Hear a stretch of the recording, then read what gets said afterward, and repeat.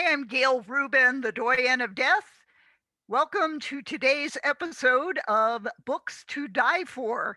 I am very pleased to have as my guest today Tim Mostert, author of this book, What Now?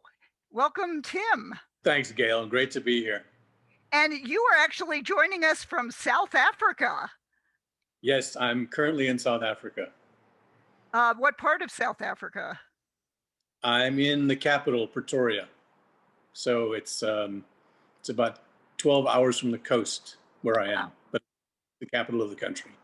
Let's talk about your book, What Now? This is a children's book for about grief, correct? Well, it's a book about grief that was initially aimed at children, but it's not really just for children, it's for everyone. But it was written with children in mind. And it also has a kind of a light touch because it has cartoon drawings in it, which I did. I'm a professional cartoonist, but it was written in a simple style that a child could understand. But if you know how learning and content works, the simpler it is, the more we all like it. We prefer to have simple information told in a very easy to understand way. So it was conceptualized as a book of how to explain death to a child. That's what the idea was. And it is for children, but it's actually for everyone. Why did you write this book? I was approached by a funeral company, and I'm a cartoonist, and my whole life of cartooning is mainly about jokes and gags and making people laugh. But while I've been in South Africa, I've gotten involved with a lot of educational publishing. And I have a very famous cartoon character here who's kind of like the black Homer Simpson.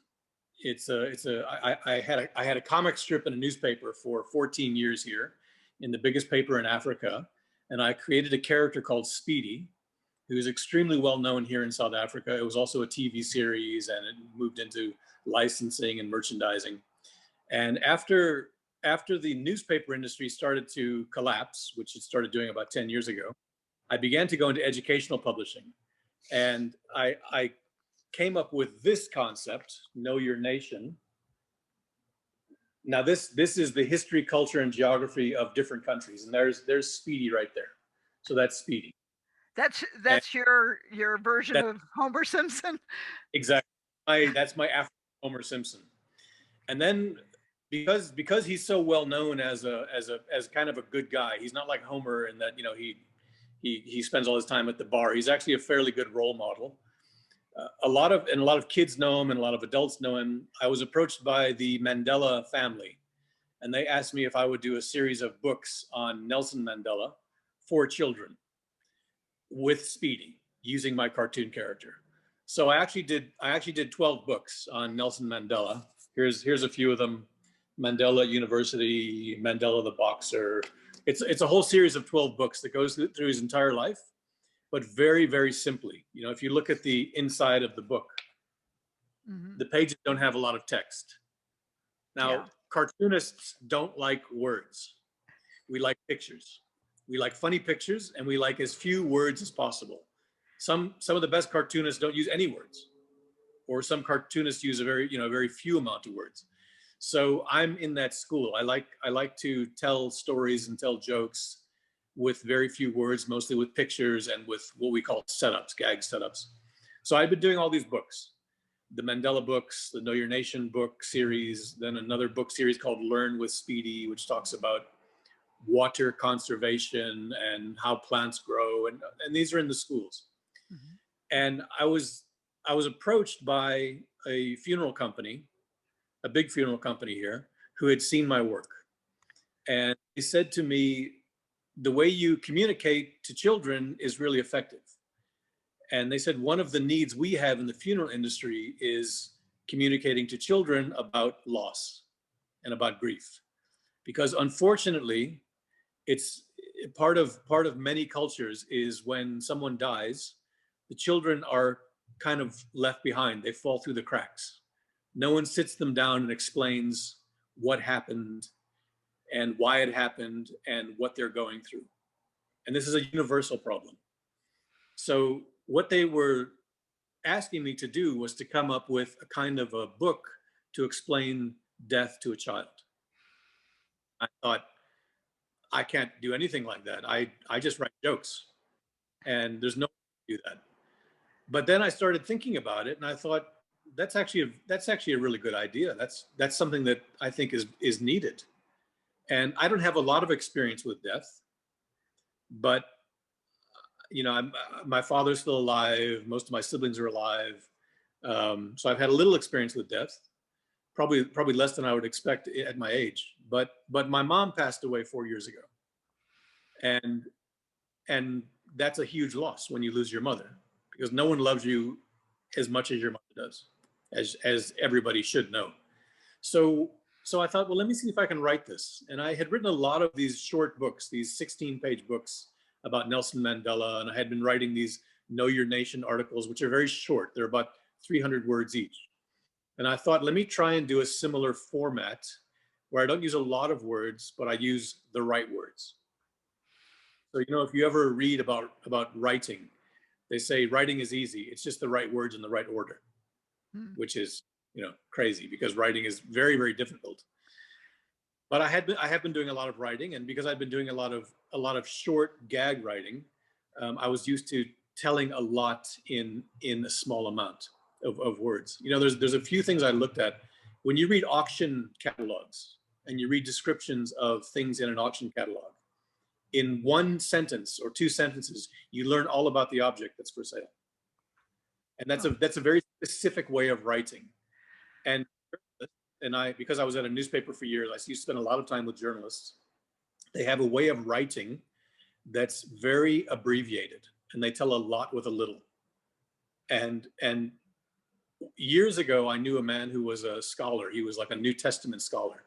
And he said to me, the Gospel of John is arguably the most profound book ever written. And it has a vocabulary of 500 words. And a 500-word vocabulary is the vocabulary of a 5-year-old child. And he said, it's not how big the words are, it's how well the words are used.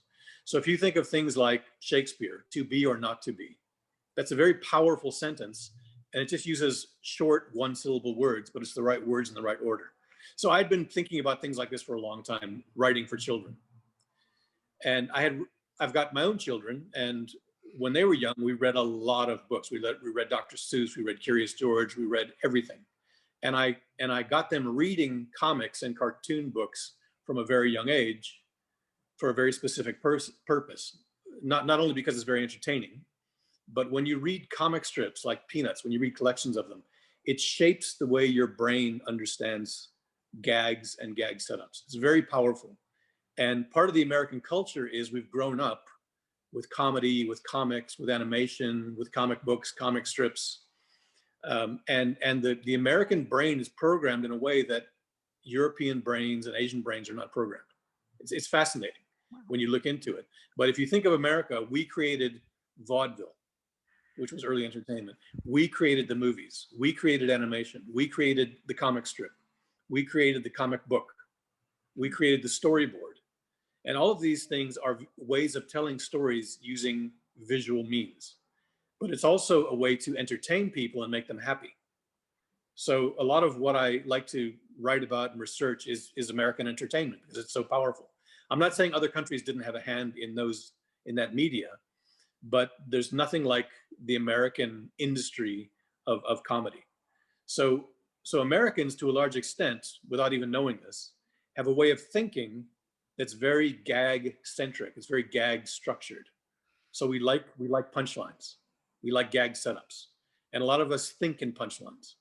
So when I was doing all this writing, I was thinking about writing gags, and I was thinking about writing in a way that's very tight and not verbose. So when these people gave me this suggestion of writing a book about how to explain death to a child, I went to that place of how I write for children. But like I say, that the whole Gospel of John thing, the Gospel of John is not written for 5-year-olds. It's written for everybody. But a 5-year-old can understand bits of it. And this is how good comedy works. When talk about something like The Simpsons. The Simpsons has two levels of gags. One level is the one that the kids understand, and the other level is the one that adults understand. So an adult understands all the gags, a child understands a third of the gags, but they can watch it together. But you don't put jokes in this book. No jokes in this book. There are No, no jokes in this. it I is had to have very simple language. it's very simple language. It's Yeah. extremely so I went to that place of loss, of grief, and I thought, what did I go through? Now, there's things like Epstein-Barr, which are very important, the stages of grief. And I actually put that in there, but I Kubler-Ross. don't. Elisabeth Kubler-Ross. And in fact, Yeah, I wanted to ask you about that. I mean, did the funeral home give you any information, or you just went and researched Elisabeth they, Kubler-Ross's? they gave me nothing. Oh, They okay. gave me yeah, there was nothing. In fact, they made the suggestion that I never really heard from them again. So Once you did I the just book, they haven't like come back and bought multiple copies from you? no, no, they haven't. You know how business they actually wanted to commission this thing. They wanted to print hundreds of thousands of copies and give them out at because they're the biggest funeral company, I think, in Africa. Oh, yeah. Yeah, so I went to that place of loss, and I just thought, what goes through your mind? What do you feel? What's the tone? Because when you write comedy and cartoons, you're actually writing about tone. When you don't explain jokes, you don't deconstruct jokes. Jokes are about tone, they're about a feeling. So that was actually very much to my advantage that I come from that background with that style of writing. It's not technical, it's emotional. So jokes are emotional, grief is emotional. It's a lateral move.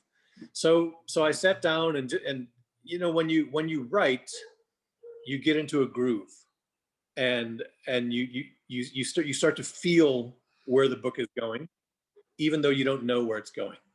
So, and sometimes the book just carries you away. Stephen King writes about this. He's got a technical book on writing, which is called On Writing. And Stephen King is a very prolific writer, but he talks about how books are almost mined, like they're hidden somewhere and you have to find them and dig them out. And he talks about it in a very sort of spooky, supernatural way, about how when he writes, there's something else writing outside of him. And they used to call that the muse. The ancients used to say, if you were a poet or a sculptor or a mosaic artist, you would say you would sit on the conduit of the muse, or you would sit on the seat of the muse and act as a conduit. Because this idea of muse is something that goes back thousands of years to the Greeks, to the Renaissance, to the Baroque, where artists understand this power of creativity, this power of creation. And it's there, it's really there. Musicians understand this. When you speak to conductors or people in symphony orchestras, they understand the power of it's almost like an anointing that carries you creatively. So authors understand that. So with this book, I just went to that place of grief when my mom passed away, and I started to write about what I went through, not from a personal point of view, not even in first person. I just started to explain it. And I thought, if I was explaining this to a little person who had just lost someone, who was feeling very confused and didn't know what was going on, what would I say? And more than what would I say, what would help? What would help this little 5-year-old brain to start to process? And it's not even a question of processing, because you don't want, the best thing that happens when someone passes away is that someone comes and just cries with you. They just sit with you and you feel their presence. You don't want explanations, you don't want comparisons, you don't want to know what they've gone through. You just want that physical presence. And the most powerful thing is when they cry with you. And so I thought about that, why are tears so cathartic? Why, when you cry, is it so healing? And why, if you don't cry, is it so negative? If you don't cry, you might get a rash. People get rashes if they don't grieve. They have a physical reaction because they hold in all of this grief. So I just went to that place and started writing for a person who would be going through something, and it came very quickly, and it had a sort of a natural progression, a beginning, a middle, and the end. and I think it's about 1,700 words. It's very short. It's on 24 pages with lots of pictures, Hmm. and it just has the one character. It doesn't have my cartoon character in it. It just has a generic cartoon character who's actually sort of Right. gender This little bracelet. person, This little it, person. yeah, could actually be a boy or a girl, I'm thinking. Exactly. It can be a boy or a girl. It can be almost any ethnicity or race, Hmm. uh, except Asian. I'm doing an Asian version. But where I live here in South Africa, um, that that type of physiognomy of that character could be black, white, mixed race, could be male, could be female. So that was very deliberate to try and have a character that was kind of generic without being that generic. How do you see the book being used with parents and their kids in schools, through, information through funeral homes? All of It them. all in fact, I've spoken to principals of schools and teachers, and every one of them has said we need this book in our schools and classrooms and our counseling. And one principal even said to me, "My dad died when I was 11. I wish I had this book." Mm. And then a friend of mine's dad died last week, and she's in her 30s. And the first thing my son said to me when I told her that my friend's dad had passed away, he said, "Well, you need to give her a copy of What Now." He didn't think she's 35, she's too old for it. He said she needs a copy of What Now. So, and I've also spoken to people who are involved in grief counseling, and they said the same thing. They said this is ideal for everybody they work with, and even there's a whole group of hospice companies here that want the book as well. The hospice companies want to give it to the families whose loved ones are in the hospice, because they know that the time is short, and that this book can have an effect. But I mean, to answer your question, really, this book is part of healing. It's kind of it's like a balm. It's like a healing balm. It doesn't fix anything. It doesn't explain away what you're going through, but it helps you cope a little bit. Well, But the thing it helps understand, it break helps. down the understanding of people's reactions to Mm, grief and loss. mm. Yes, yes. The main comment I've gotten from people who've read the book is that they like the fact that it keeps telling you what you're feeling is okay, Mm. and that's the most powerful side of the book, because it keeps telling you this thing you're feeling, these emotions you have, they're okay. And I think that's part of the potency of this book, because it doesn't try to explain anything to you, explain anything away. It just keeps telling you that what you're feeling is okay. Hmm. So, any last thoughts you'd like to leave us with about your book, What Now? I hope that it helps people deal with losing a loved one. That I just I hope it it helps to soothe some of the pain that they're feeling when they lose someone, because that's the worst thing in the world. So, on the back cover it says something about it helps you when you're in the most raw stage of grief. Hmm. And that's a place we don't want to be, but we end up being there from time to time in our lives. So I just hope it helps people. Well, like I tend to say, despite great advances in medical care, humans do still have a 100% mortality rate. And That's that. yes, we will all deal with death at some point in our lives. So yes, the book is What Now? It is available on Amazon. And Tim Mostert, thank you so much for taking the time to speak to us today. Good luck with the book. And remember, just like talking about sex won't make you pregnant, talking about funerals and end of life issues won't make you dead. Start a conversation today.